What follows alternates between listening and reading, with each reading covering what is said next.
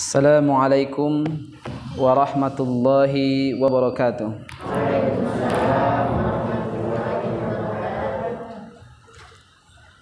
Alhamdulillah huwa anzalal Qur'an hudan linnas. Asyhadu an la ilaha illallah wahdahu la syarikalah wa asyhadu anna Muhammadan abduhu wa rasuluh. Bapak Ibu yang insyaallah dirahmati oleh Allah Subhanahu wa taala, mudah-mudahan kita termasuk orang-orang yang beruntung dan insyaallah kita akan dikumpulkan pada satu tempat yang tempat itu merupakan tempat terbaik bagi orang-orang yang beriman. Pak, izin saya boleh berdiri? Boleh ya? Karena tadi duduk aja, Pak.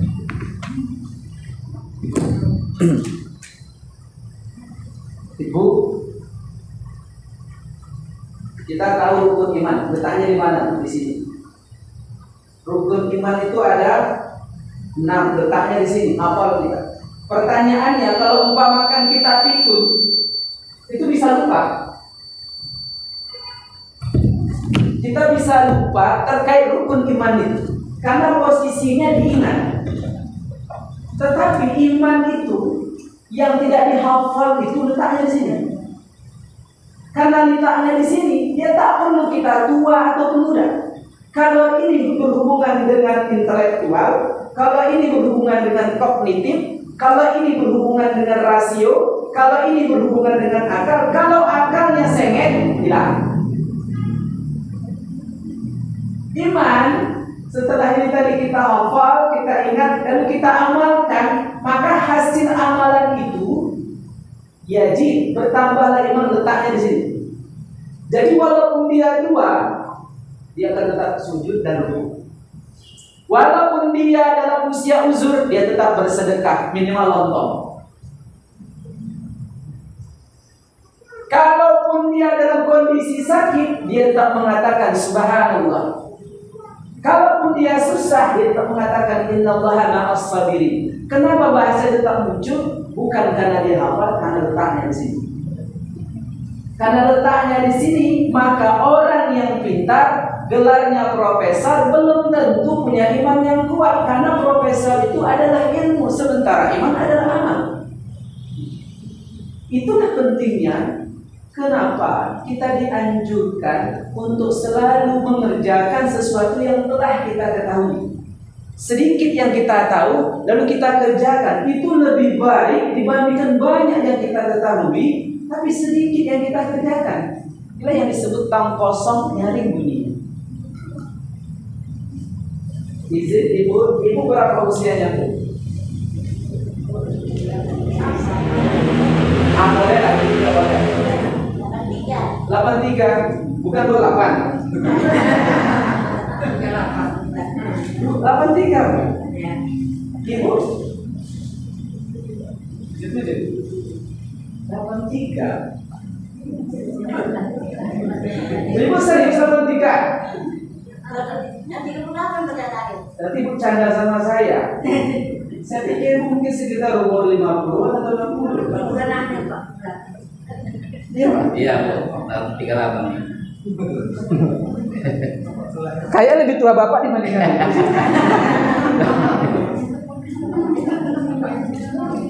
Coba saya mau tanya sama Ibu, apa yang Ibu lakukan biasa?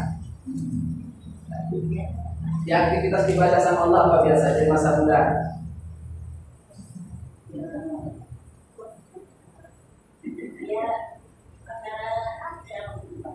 Ibu, amalan Ibu apa? Sehingga Ibu, karena sebenarnya saya bisa tanya Ibu, Ibu bisa jawab. Biasa dalam umur 83 itu sudah lepoh kakinya, Bu.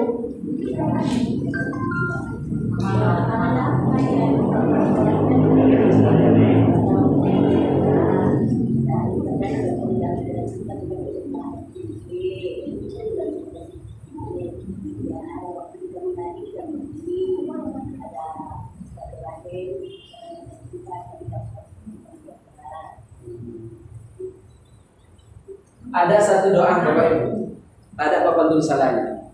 Doa untuk orang tua ini. Ini hadis riwayat Muslim. Allahumma inni a'udzubika min ilmin la yanfa' wa min qalbin la yakhsha wa min nafsin la tasma' wa min da'watin la yustajabu laha.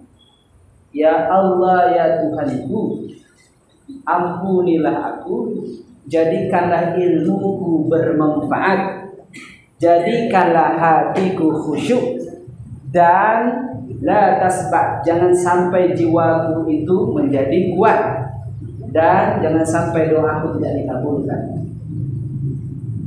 Jadi ilmu tadi banyak di kepala, tapi ketika sudah pensiun, nama-nama kawan itu dan lupa.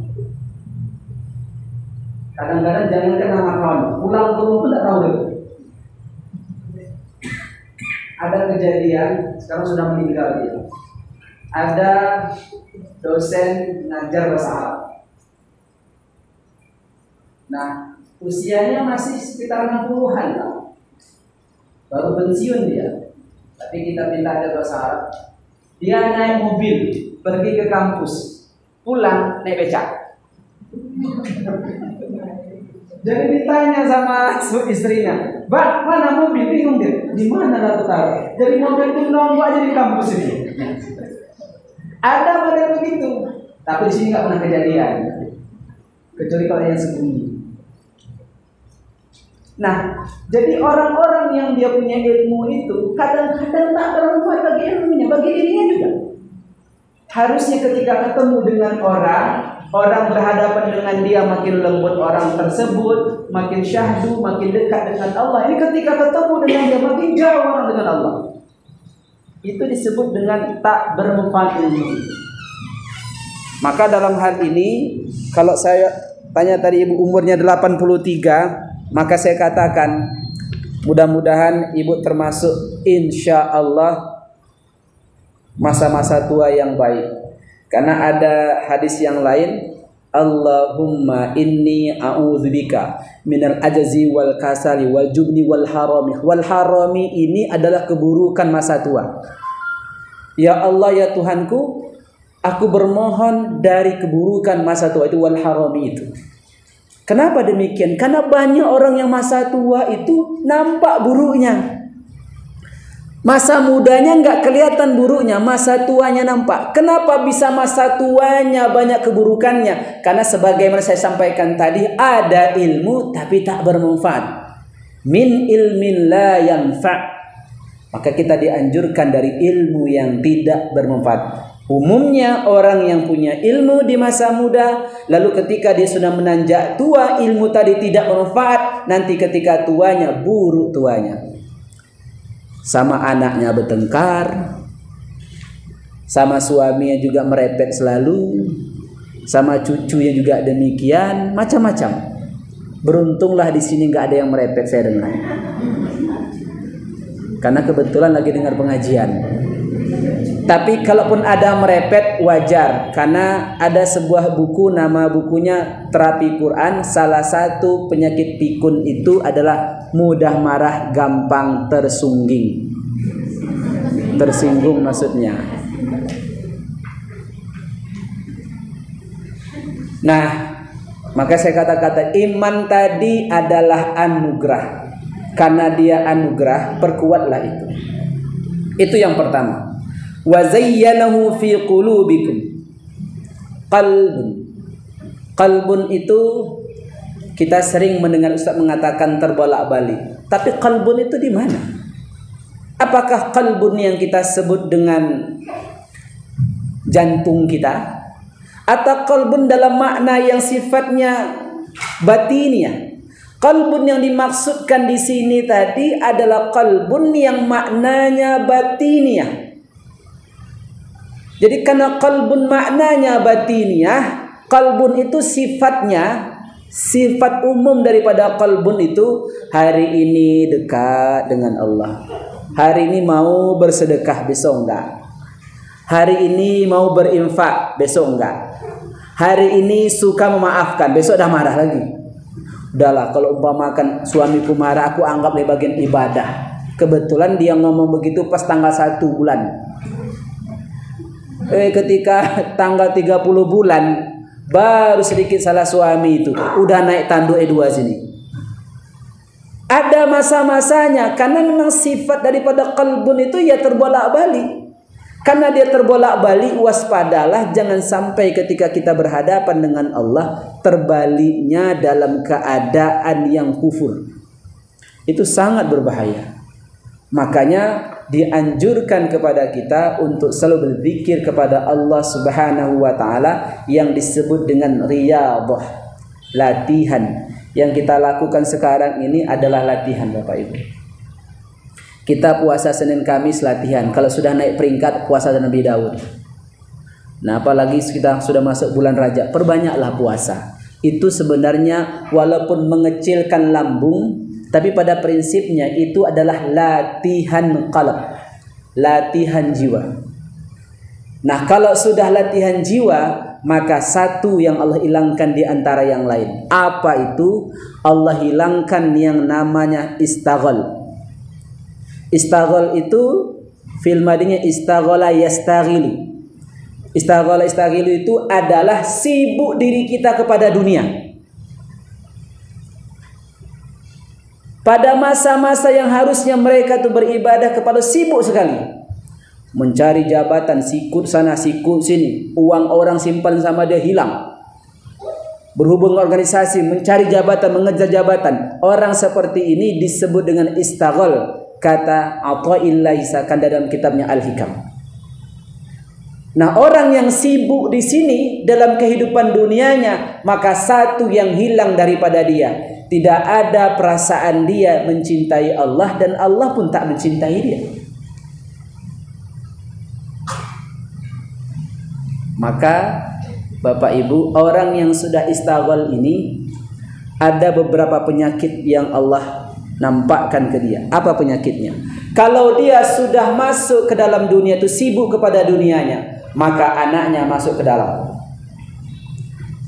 istrinya masuk ke dalam. Dia takut istrinya marah, dia takut anaknya ngambek. Apapun yang diinginkan istrinya, selama istrinya itu bahagia dia kasih. Dia nggak peduli pandangan Allah. Dia takut anaknya menangis. Daripada anakku menangis, mendingan aku melakukan sesuatu untuk anakku. Ini efek daripada istaghal. Yang dia sibuk dunia, apapun yang ada di hadapan dia, dia akan raih, dan masalah halal dan haram tidak dia pedulikan. Makanya orang-orang yang pada level seperti ini, jangan harap susah dia. Jangan harap dia mendapatkan ketenangan dalam beribadah. Kepala kita sama semua, Ibu Bapak. Sama-sama agama kita Muslim semua. Ketika kita sujud pun kepala kita sujud ke lantai ini. Tapi ketika kita sujud ke lantai, Bu, belum tentu jiwa kita langsung kepada Allah. Tak rata. Ada yang setengah turun balik dia. Ada yang belum sampai dah hilang. Ada yang model begitu. Inilah penyakitnya. Makanya di dalam hal ini, orang-orang yang sudah pada level qalb ini, maka kalau dia ingin menjadi orang baik, pertama yang harus dia atur ini adalah ininya, qalbnya ini. Maka lawan daripada istaghal itu adalah tajrid. Jarrada yujaridu tajridan. Apakah itu? Melepaskan dunia. Bukan maksud saya suami, udahlah bang, mulai hari ini you and me and. Bukan. Maksud saya, jangan sampai gara-gara keinginan suami kita labrak keinginan Allah. Maksud saya, jangan gara keinginan anak kita langgar semua yang disebutkan Allah nggak boleh kita langgar. Saya ada sebuah kenalan namanya Zikmal Fuad. Zikmal Fuad ini dia adalah tuan guru Babu Salam Langkat. Dulu sebelum dia jadi tuan guru, dia itu adalah dosen di Malaysia, di College University Islam Selangor. Dia S3 bidang dakwah. Saya tanya sama dia, Syekh kalau makan gimana? Ya biasa makan. Cuma dia itu kalau makan dia tidak akan makan makanan kecuali makanan itu jelas halalnya, baik dari sisi fisik maupun cara mendapatkannya. Coba kita tengok Bapak Ibu, kita beli ayam yang jual muslim, syariah lagi. Syariahnya modal pakai lobby saja. Tapi pada saat dia motongnya itu karena banyak yang dipotong, betul nggak itu dia baca? Wallahu a'lam. Karena pun kita lihat pun sebagian oknum-oknum yang jual bakso itu ternyata bukan daging ayam yang dibuatnya, bukan daging ikan, daging yang lain. Faktanya banyak terjadi seperti itu. Makanya dia sangat hati-hati. Kalau umpamakan orang yang masa itu tidak dia kenal kejujurannya, tidak dia kenal kehati-hatian, dia nggak mau. Makanya kalau umpamakan ada Bapak Ibu, umpamakan tengok orang agak susah ragu makan itu, bukan karena dia itu menghalalkan apa yang diharamkan dan mengharamkan apa dihalalkan, karena ragunya situasi sekarang. Kalau di Thailand itu ketika saya berkunjung ke sana, itu masyarakat Thailand itu memang betul mana yang makanan yang halal ya betul-betul halal, mana yang tidak. Saya pernah pergi ke supermarketnya, saya tanya, "This is for halal?" No, ini enggak halal, enggak. Memang enggak ada bacaan halalnya. Di sini kita bilang halal, belum tentu halal. Makanya ada kerja bangunan orang Jawa, dia dekat di Usu sana, dekat Padang Bulan. Kebetulan dia dari Jawa, makan dari rumah makan sana itu. Enak kali makanannya. Dagingnya mantap katanya. Muslim ini diajak kawan yang lain. Ayolah kita coba. Aku semalam makan bagus sekali, renyah kali dagingnya itu. Ketika datang sama kawannya, milih-milih lah. Ini apa? Oh ini apa ini? Yang dimakan kawan apa? Yang ini. Daging apa? Daging babi. Habis itu nggak mau lagi datang. Jadi yang dimakan kemarin itu nggak disampaikan. Nah ini yang terjadi Bapak Ibu. Kita coba lihat sekarang ini. Apalagi terkait tentang produk halal haram sekarang sudah lebih mudah. Cukup orang per orang atau perumahan berdasarkan Undang Cipta Kerja ini bisa buat seperti itu. Nah ini yang mewaspadai kita. Bagaimana mungkin kita ingin berkomunikasi kepada yang maha suci, sementara lisan kita saja, hati kita saja, lambung kita saja gak suci. Nah itulah pentingnya kita bersihkan itu. Dan orang yang mencintai itu paling tidak diawali harus ada muncul imannya dahulu. Satu ketika pada saat Fathul Mekah diceritakan Amru Khalid, Rasulullah melihat ada seorang perempuan senyum kepadanya. Lalu dia bertanya pada sahabat, itu siapa kok senyum sama aku? Mungkin lupa Rasulullah saat itu karena masih kecil waktu itu. Lalu apa yang terjadi? Itulah dari ibu susumu, Halimatun Sa'diyah. Oh senangnya dia luar biasa. Berikan kesempatan aku ngobrol dengan dia. Jadi begitulah penghargaan Rasulullah kepada orang-orang yang telah membantu. Kenapa? Perasaan daripada iman itu. Perasaan iman itu muncul hubungannya. Orang yang beriman itu kalau berhubungan dengan manusia sifatnya membantu. Dia ketika membantu orang lain, setelah dia bantu dia akan lupakan bahwa dia pernah membantu. Sehingga ketika satu saat ketika ada orang tadi yang pernah dia bantu ingin minta bantuan lagi karena dia sudah susah, ketika nggak dikasih dia nggak sakit hati. Sementara kalau umpamakan ada orang yang dia umpamakan membantu kita, maka dia selalu ingat, sehingga satu saat ketika dia susah kita teringat dan kita akan bantu dia ketika dia butuh bantuan. Maka ada istilah lupakan kita pernah memberi dan ingat bahwa kita pernah diberi. Dengan demikian siapapun yang hadap kita selalu menjadi orang-orang yang beriman. Itu yang kedua. Yang diberikan oleh Allah itu adalah perasaan rindu dan menjadikan hati kita sebagai perhiasan di dalamnya adalah iman. Wa qaraha ilaikumul kufur, dan kita benci terhadap sifat kufur kepada Allah Subhanahu wa taala. Kufur itu asal katanya kafa dan ra, sama dengan takfir, menutup. Contoh, ibu dan bapak biasa setiap Jumat ngasih nasi bungkus. Di masjid kita ada Pak? Pernah. Nah, kita biasa kasih ke masjid. Setiap Jumat kita kasih 10, setiap kasih 10. Nah, pada Jumat itu kita lupa ngasihnya. Memang tidak sebuah kesalahan. Tapi orang yang sudah ingin naik up-nya, sudah ingin dekat dengan Allah, dia anggap sebagai kesalahan. Maka pada waktu Jumat berikutnya tambahkan jadi 10, jadi 20. Itu namanya takfir, menutupi hal yang dulu atau menutupi hal yang buruk menjadi yang lebih baik. Kita malam umpamakan, biasanya malam tuh 11 rakaat tambah baca Quran. Salat malam. Ini salat malamnya cuma dapat 2 tambah witir 3, baca Quran 1 ayat. Kenapa? Keburu mengazan. Salahkah ini? Tidak.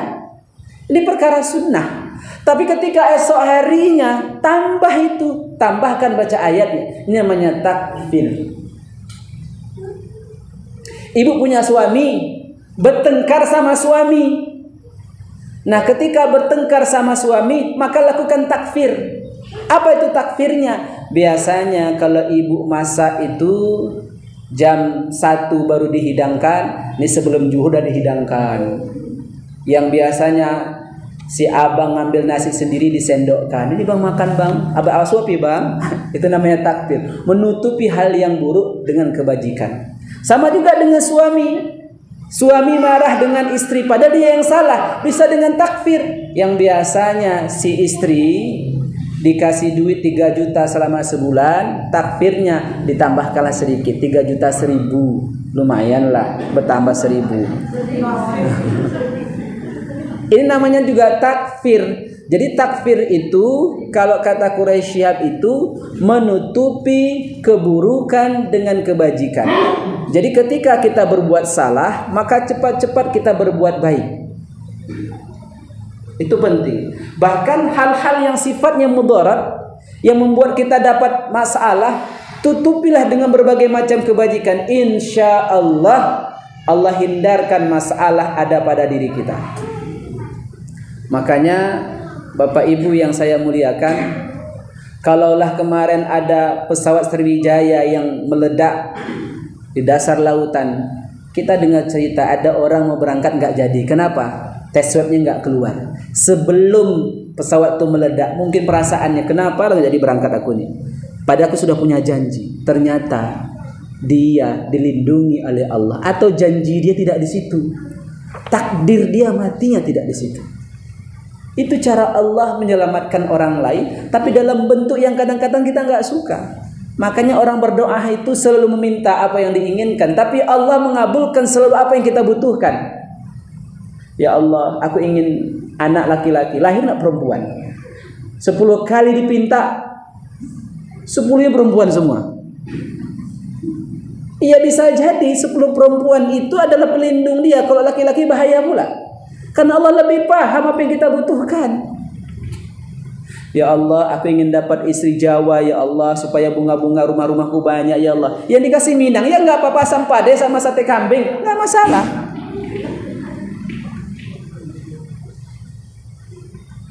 Jadi sebenarnya begitulah manusia.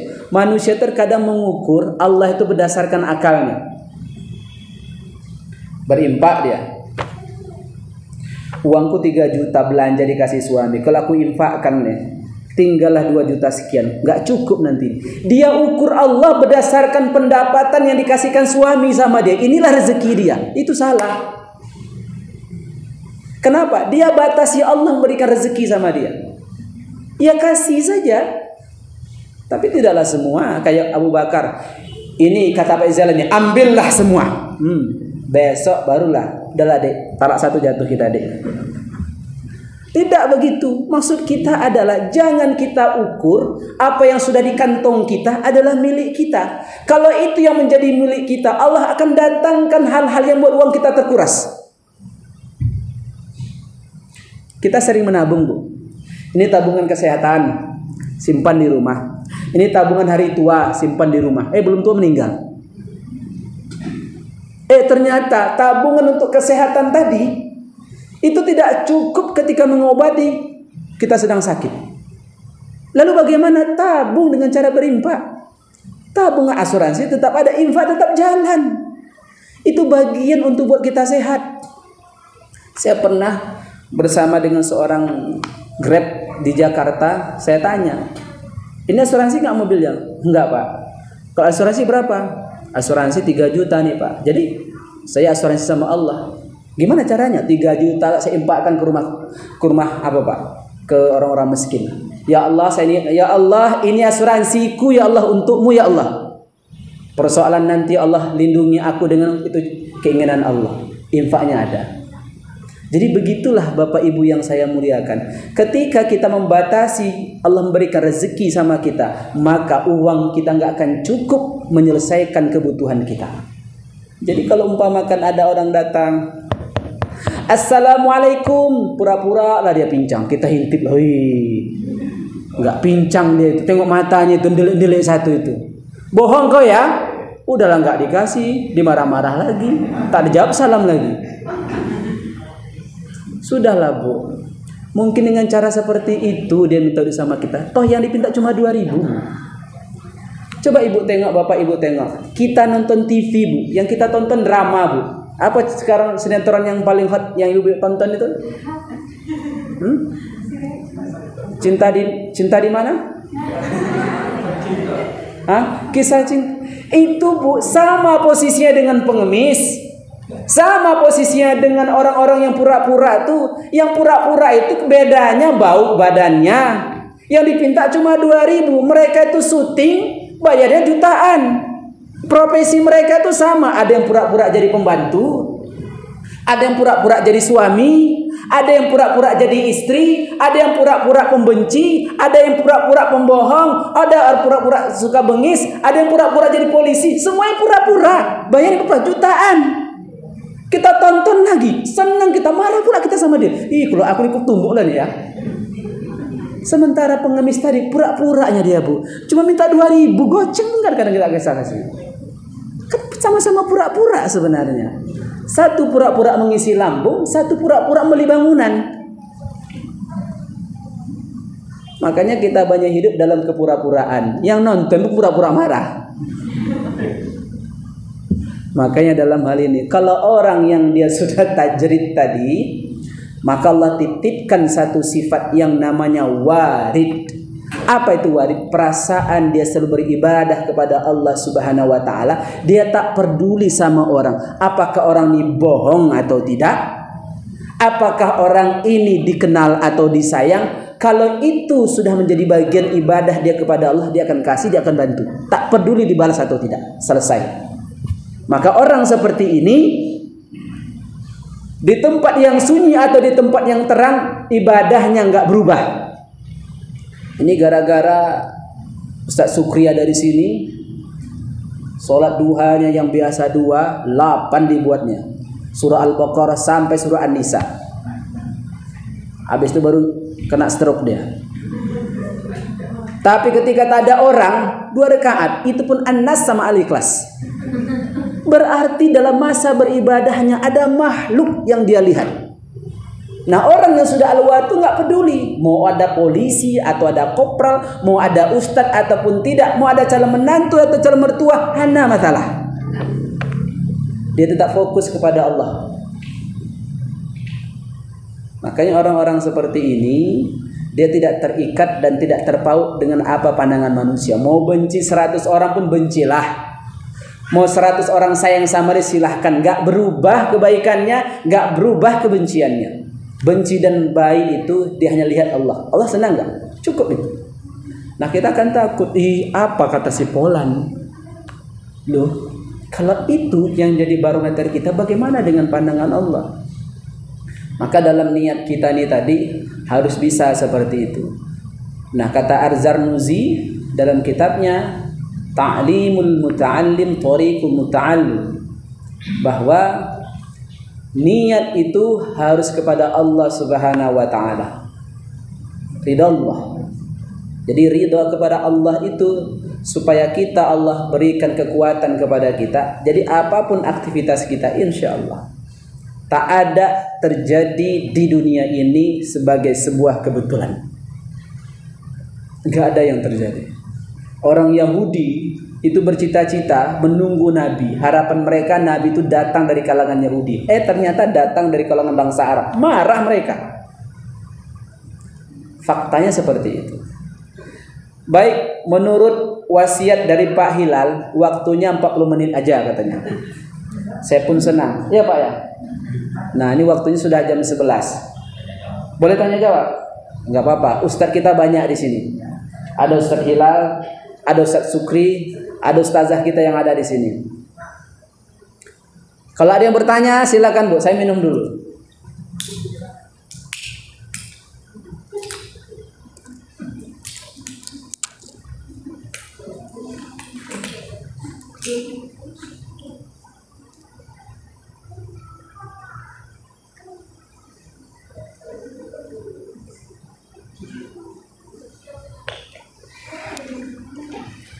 Kalau tidak ada simpul dari saya, Bapak Ibu yang saya silakan Pak.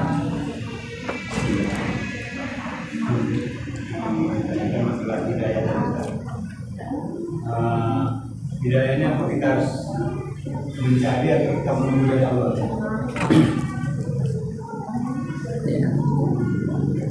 Hidayah ini apakah kita harus mencari atau menunggu dari Allah? Al-Quran disebut sebagai huda linnas. Al-Anbiya 109 wa ma arsalnaka illa rahmatan lil alamin. Dan tidaklah kami mengutusmu wahai Muhammad kecuali dia rahmat untuk sekalian alam. Jadi sebenarnya petunjuk itu ada. Inilah petunjuk itu. Persoalan orang datang atau tidak tergantung dia. Lalu pertanyaannya, adakah kelompok orang yang niat awalnya memang tidak mau masuk Islam, tapi Allah berikan hidayah? Ada. Umar bin Khattab itu termasuk itu. Berdoalah Rasulullah, ya Allah berikanlah salah seorang di antara kedua ini menjadi pelindungku. Dia pernah minta antara Umar bin Khattab dengan Abu Jahal. Ternyata Umar lah yang dipilih oleh Allah Subhanahu wa ta'ala. Allah jadikan itu. Jadi hidayah itu ada masanya manusia yang berikhtiar, ada masanya awal mula manusia tidak menginginkan yang Allah berikan. Tapi dari semuanya itu tidak ada yang terjadi di muka bumi ini kecuali atas izin Allah. Jadi walaupun dia berikhtiar, karena memang Allah nggak izinkan, dia nggak dapat. Tapi kalau umpamakan dia tidak ada niatnya sama sekali dalam hal itu, tapi karena Allah menyukai dia, Allah berikan. Dan berapa banyak para mu'allaf, para selebritis dunia dalam hal ini. Makanya ada anak berumur 7 tahun atau 6 tahun. Dia masuk Islam, minta bimbing dia sama seorang ustadz di Eropa sana, minta izin dia sama ibunya. Pertanyaannya, dari mana dia belajar itu? Sederhana saja. Lalu pada tahun 2000 Water Center berapa kapan meledaknya Pak? 2011. 2018 ada salah seorang warga Amerika namanya Hooligan. Jadi adalah masa di situ memperingati ledakan di Water Center itu, WTC itu. Lalu pada saat diledakan itu, memperingati itu pada tahun 2018 tadi, dia tunduk kepalanya itu. Lalu ternyata ada seorang perempuan berjilbab mengambil bendera Amerika yang dalam posisi jatuh, lalu dia tancapkan kembali.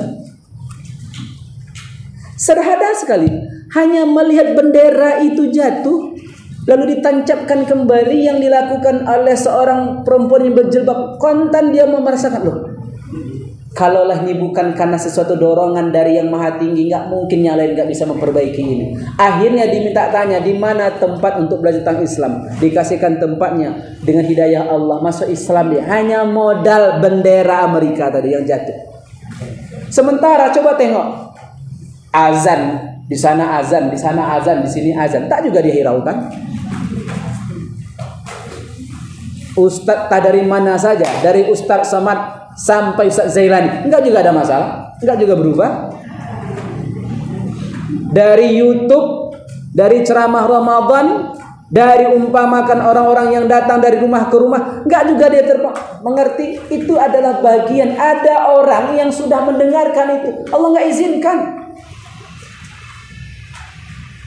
Nah, tetapi umumnya kalau orang yang berikhtiar mendapatkan kebajikan, insya Allah Allah lebih kuat memberikannya.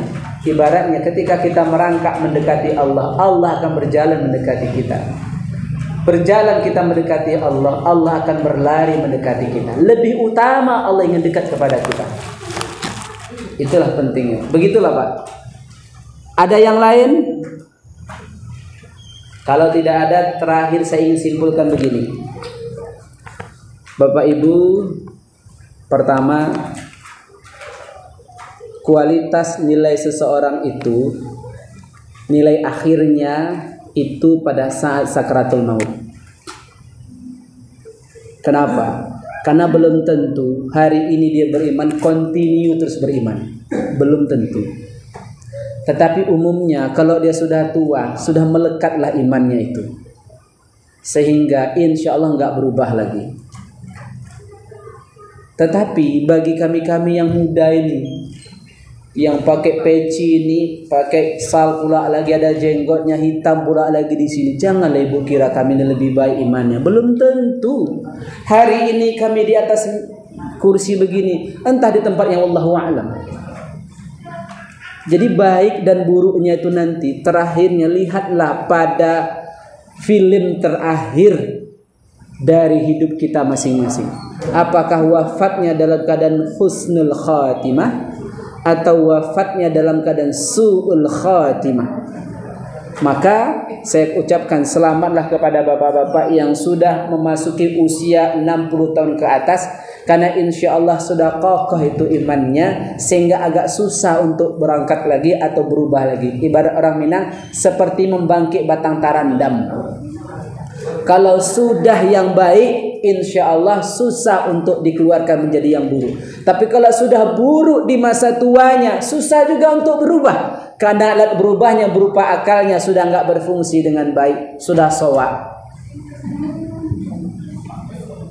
Jadi bagi anak-anak yang masih muda seperti kami, kalau umpamakan ada orang tua, yang orang tua itu sudah mulai cerewet, sudah mulai rewel, kadang-kadang mandi 3 hari sekali, kadang-kadang dia banyak bohongnya. Mama berubah, kenapa sih mak? Mamanya nggak bisa lagi berubah. Kenapa? Karena dia sudah tua. Lalu yang berubah siapa? Kamulah yang berubah menghadapi mamamu. Bagaimana cara berubahnya? Sabar. Hanya itu yang bisa. Kalau macam bapak-bapak kita ini udah nggak berubah lagi, beginilah begitulah nanti. Jadi kalau umpama maka suka merajuk malah mak, innallaha ma'as-sabirin mak, janganlah merajuk. Memang begitulah. Tak bisa lagi. Umumnya begitu. Makanya kami-kami yang muda ini punya kesempatan lebih baik, punya kesempatan lebih buruk. Maka beruntunglah ibu-ibu dalam masa tua seperti ini telah dikokohkan Allah berada di masjid ini, duduk bersama kami yang muda-muda didengarkan pengajian. Tapi belum tentu di masa kami bisa lakukan apa yang telah ibu lakukan dan bapak lakukan di sini. Maka saya ucapkan selamat untuk bapak dan ibu. Sudahlah ya, cukuplah. Ini yang dapat saya sampaikan kepada bapak ibu yang saya muliakan. Yang saya sampaikan ini teori, amalnya sudah ibu buat. Artinya dalam hal ini mudah-mudahan kami bisa mengikuti jejak bapak dan ibu yang usia 83 tahun masih duduk di masjid. Masih dengar suara saya bu? Masih lihat wajah saya yang gagah ini? Assalamualaikum warahmatullahi wabarakatuh.